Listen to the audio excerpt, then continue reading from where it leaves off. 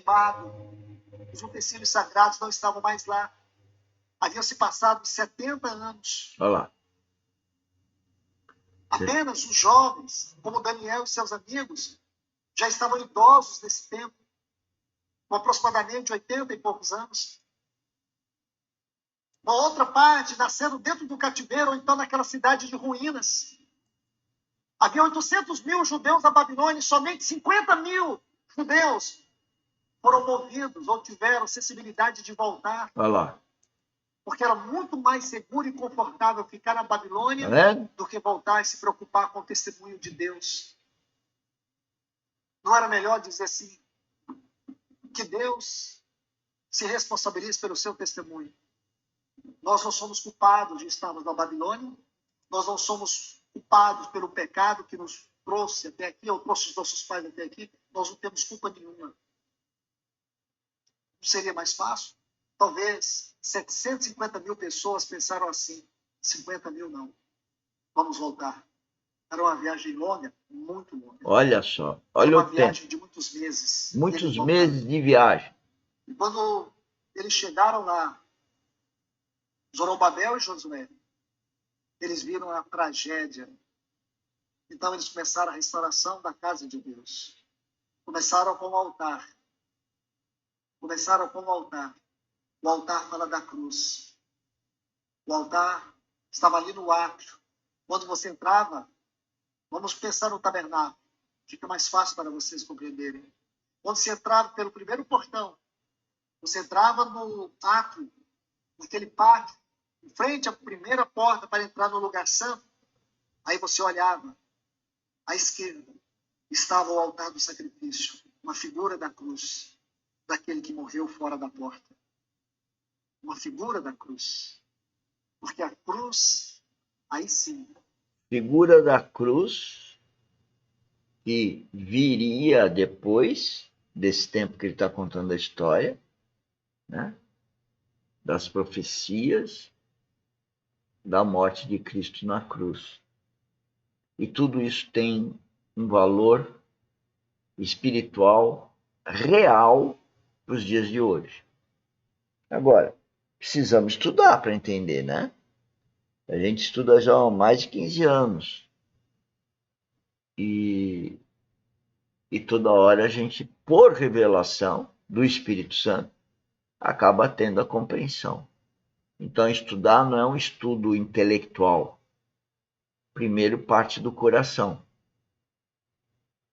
Não é moralista. Não é religioso. Não é cultural. É de coração. É um amor por Cristo. O amor ágape.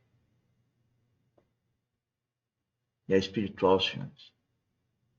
Qualquer um que procure Deus verdadeiramente, de coração, encontra a vida espiritual.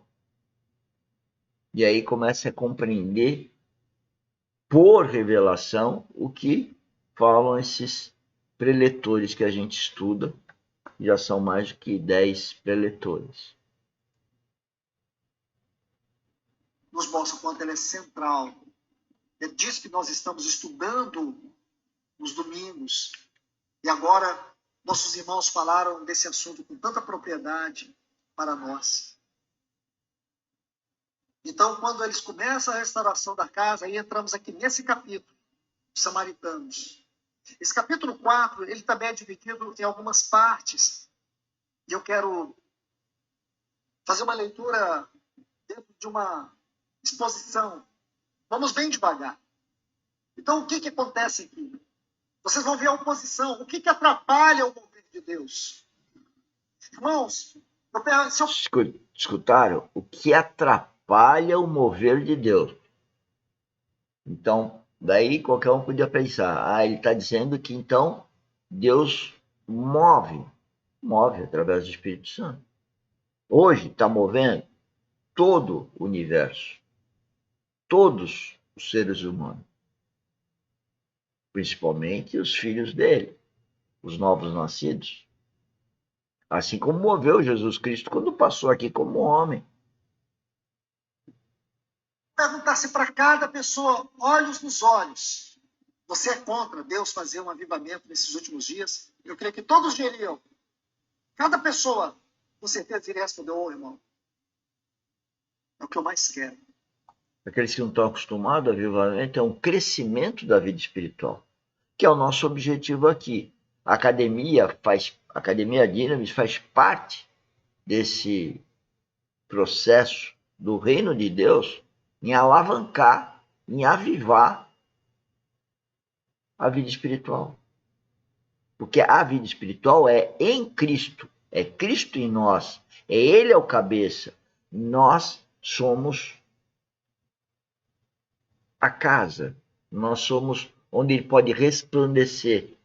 Só que quem não nasce de novo, quem não tem amor para ouvir o Espírito Santo, não compreende, porque não é revelado à mente daquela pessoa ou à consciência o que o Espírito Santo tem para dizer. Por isso, toda hora se fala, quem tem ouvidos ouça o Espírito, mas é o Espírito. Não é propriamente o que eu estou falando, mas é o que você pode ter de revelação se você ouvir o Espírito. Mas se você não ouve com amor o que a gente está falando, ou melhor, o que o preletor está falando, o pastor, que é o Luiz Fontes, como eu acompanho todo dia praticamente, aí não há revelação, você não desenvolve espiritualmente. Então não há um avivamento espiritual. Eu desejo, outros talvez diriam, com toda a sinceridade do coração, eu oro por isso. Eu creio que eu não encontraria nenhuma oposição verbal aqui. Não, eu não quero avivamento. Mas eu digo para vocês, muitos irmãos trabalham, às vezes inconscientemente, para que Deus não obtenha aquilo que Ele busca de nós. Muitos. Você vai ver isso no ministério de Cristo, você vai ver isso no ministério de Paulo, você vai ver isso ao longo da história. E nós vimos esse assunto, onde começamos a estudar desde o capítulo 32 de Êxodo, como o povo é fácil de ser distraído, como o povo se envolve com coisas que Deus não está envolvido. Tá vendo? Como o povo é distraído. Como o povo não se envolve nas coisas de Deus. Porque o povo não ouve a Deus. E por isso que eu digo que 5% apenas ouve, e ouve mal. Eu me incluo no ouvir mal. E por isso que eu estudo, por isso que eu oro, por isso que eu morro para as coisas do mundo, para poder cada vez mais me aproximar de Cristo e ouvir o Espírito Santo. E fazer as coisas de acordo com o que Ele manda. Um relacionamento com Ele. Não fazer as minhas vontades mais. Advertir quando eu devo advertir e escutar as pessoas me agredindo quando, infelizmente, o inimigo utiliza estas pessoas para esse fim de destruir o reino de Deus. Não vai conseguir nunca. Como uma liderança frouxa, Olha, que vive para poder satisfazer o povo, esquece do seu chamamento, da sua responsabilidade diante de Deus. Falo para vocês, irmãos, não é fácil. Não é fácil. O que nós temos entendido do Senhor para fazer é algo muito difícil. Beira o desânimo, mas precisamos do Espírito Santo para podermos desistir. Se alguns irmãos querem desistir, desistam eles. Mas não desista você, meu irmão, minha irmã. Se algumas pessoas querem se acomodar, que se acomode eles, mas você não se acomode. Se algumas pessoas querem retroceder, que retrocedam, mas não retroceda você, meu irmão, minha irmã. Se algumas pessoas estão desanimadas, elas vão se ver diante de Deus, mas não desanime você. Então, o que você vai ver nesse capítulo 4? Você vai ver a artimanha do inimigo E parece que ele tem até um poder de conseguir